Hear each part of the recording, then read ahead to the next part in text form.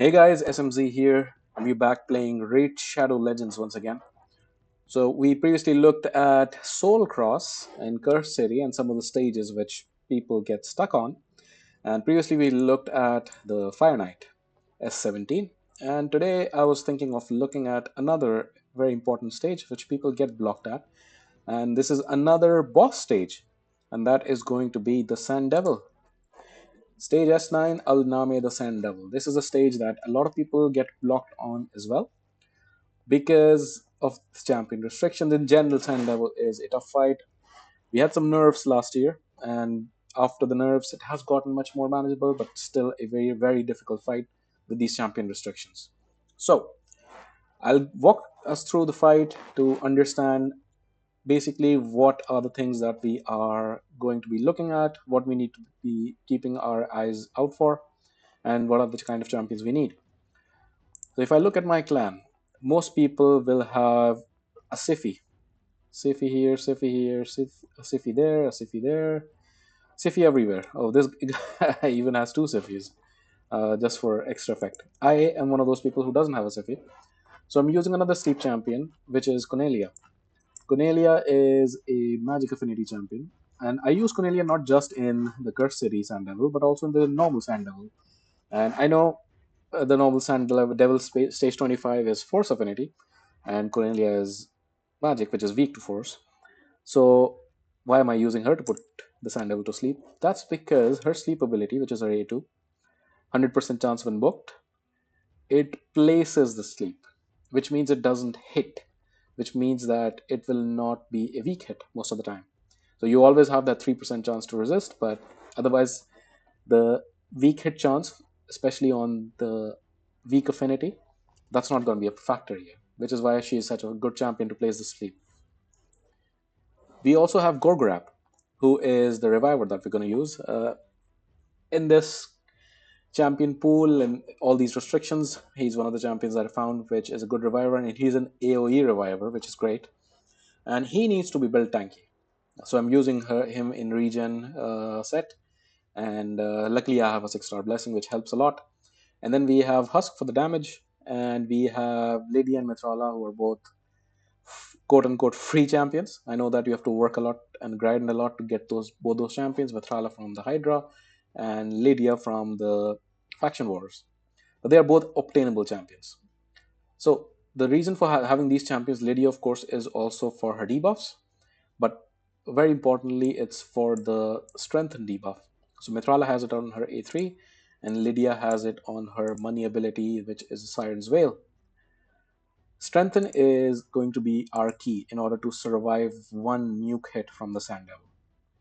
And we are going to take one hit before we go into our regular cycle. So let's jump into the fight, and I'll try to guide through how the fight goes. So with the Sand Devil, one thing, there are a couple of things to remember. He has three abilities. His A3, which is his main nuke ability, it's gonna kill you, or it's gonna kill most of your champions. You have to take this hit once.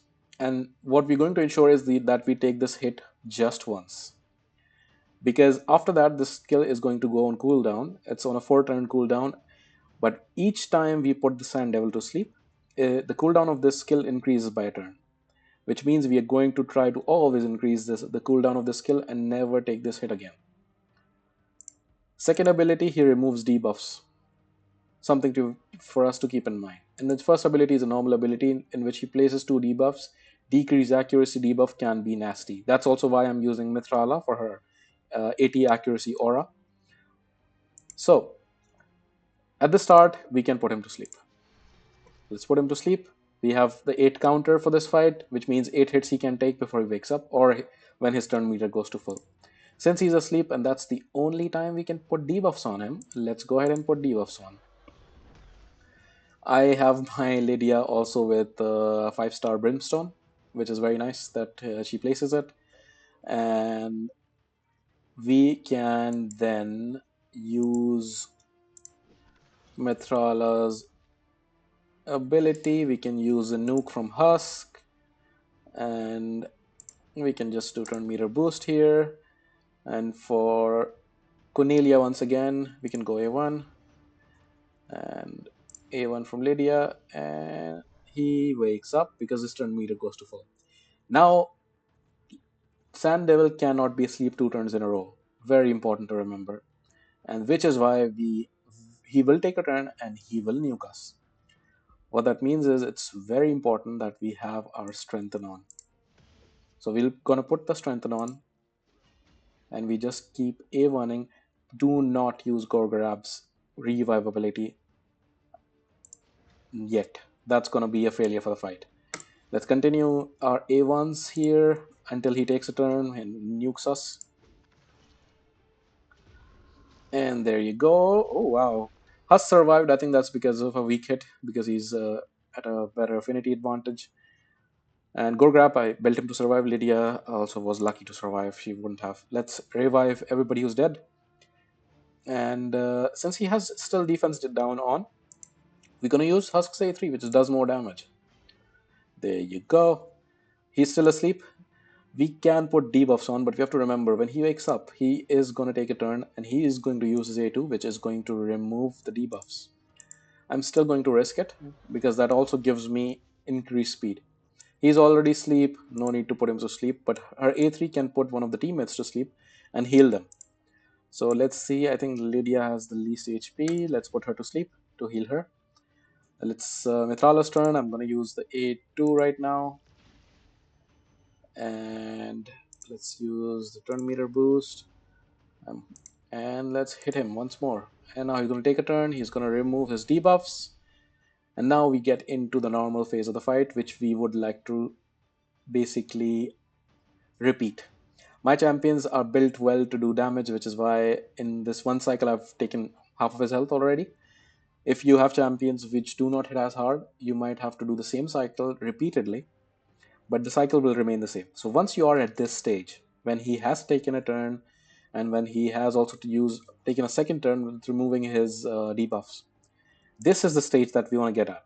And now the thing to remember always is we keep an eye out for this, that it never gets to 1, because otherwise he's going to use his nuke ability and we're dead once again. Second thing to remember is we are going to try to not put him to sleep 2 turns in a row. If you remember he was asleep last turn, he cannot be put to sleep again, which means that we are not going to use sleep ability, we're going to use RA1 and we're going to cycle through. Also important is Mithrala's A3, which cleanses and puts strength on. Try to save that and not use it unnecessarily. The reason for that is when he takes a turn, he is going to put decreased accuracy. And Cornelia with decreased accuracy might not be able to place her sleep debuff, and we don't want that. So we want to be able to cleanse. And again, she should not be putting him to sleep now. I'm going to put Mithrala to sleep so she can recover her health. And he takes a turn. We have the debuffs on, and we need to remove the debuffs, and we can now put him to sleep. Let's remove the debuffs. This ability we should be saving for this stage. A1, we can put him to sleep. Let's put him to sleep, and you see this counter goes from 2 to 3. That's gonna be our goal. He's asleep. Let's put the debuffs on. We have decreased speed and decreased defense and weaken on him. So let's use our nuke once again from Husk. There you go. That's a massive chunk of HP. That's what we like to see. I am now gonna put 2 poisons on him instead of Hex, because the more debuffs we put on him, the more damage he takes. Now I could use my A1, but I am low on health on Cornelia, so I'm gonna put Cornelia to sleep to recover HP. Let's increase our turn meter. Why not? Let's put more debuffs on. His debuff removal ability was on cooldown. He's not going to use that. He was asleep last turn, means he cannot be put to sleep this turn. So I'm going to avoid that. Also, Cornelia has decreased accuracy, so we need to be on the lookout for that as well. I am not going to cleanse yet because he is going to take a turn and he is again going to put the debuffs on. So let's wait. He takes a turn. Now he can be put to sleep, and he should be put to sleep because his nuke ability is only 1 cooldown away. But we have decreased accuracy on. I am not going to use it yet. So let's cycle through. We are fast enough that we should be able to take a second turn. Let's put the increased speed on us. I know I should not have used that ability because he's not asleep. He's not going to take the debuffs, but I use that ability just because I wanted the increased speed to ensure that Cornelia can take a turn. So we cycle back to Cornelia and we put him to sleep. And now that he is asleep, let's boost our turn meter, put some debuffs on him. Nice. Let's use our nuke. Great. He wakes up. Let's use any ability here. Who's low on HP? I think that is Metrala. Let's put her to sleep. A1. You see how close we are to killing him now? And we are basically following the same cycle. Always keeping a lookout for this and making sure we put him to sleep only in in alternate turns, not consecutive. And always use this ability to make sure that when Cornelia doesn't have decreased accuracy debuff on her, you can try to build her in high resistance or in super high accuracy that decreased accuracy doesn't matter. But this is the workaround for it. No need to place debuffs right now because he's not asleep. There you go. Now we will need to put him to sleep, but we have decreased accuracy. So I'm going to use Metrala to remove that debuff. Turn meter boost. I could use the nuke right now, but I'll save it because I want to put him to sleep. There you go. And you will question because there is a 3% chance that he will resist the sleep at some point. What do we do then? What we do then is we do what we did at the start, and we try to survive the hit once again using the strengthen and shield debuff. Shield he ignores, strengthen is the main with gore grab. So in case you are resisted, you're going to make sure that your gore grab is as high HP as you can. You can use Cornelia to heal him, and you're going to ensure that he has his revive out of cooldown, and you're going to make sure once again that you have the strengthen on before you take the hit. That's what you do in case your sleep is resisted and you know that he's going to use his nuke. If not, in my case it hasn't happened, then you just continue doing what we were doing. We have 5 debuffs on. He's almost dead. We're just waiting for Husk to use his nuke, and he's dead. 80 turns. Great. No reward for this. I put so much time into this. Oh, no, I know no rewards because I've already collected the rewards and I was doing the fight once again. So as you can see, the Husk does most of the damage, and yeah, there's the team. Let's quickly look at the gear that I'm using. Some of the champions are in the vault. So let's look at Cornelia first, the most important champion for the fight. So in my case, Cornelia has 480 accuracy, close to 500. The higher the better. And I have her in very high speed. I think anything above 280-ish should be something we should target. And yeah, those are the two most important things for her. I'm using perception and one pinpoint, I think. Just a piece I found to pump up her accuracy. Technically, I should rather also replace her amulet and the banner to put pinpoint in order to get even more accuracy and speed. But that's how we have her now, and she works. Gorgorab is very important that he's tanky enough to take the hit. I have him in regen to for him to heal. I could also have him in regen as well as immortal to heal even more. But this works. Oh no, I don't even have his gear fully booked or fully upgraded. This would definitely help. Oopsie. Well, he's taking the hits without it, so that's fine. So I have him in 80k HP, 4000 defense, 230 speed. Those are the three things that you need to be looking out for. Other things don't matter as much. And so the other champions, we have Husk. I have him in reflex gear, which means that he has a good chance to move back to his nuke ability, that is his A2, quicker, which is why we were able to close out the fight that quickly as well. And I have him, oh, I have him in 99%. I should have it 200.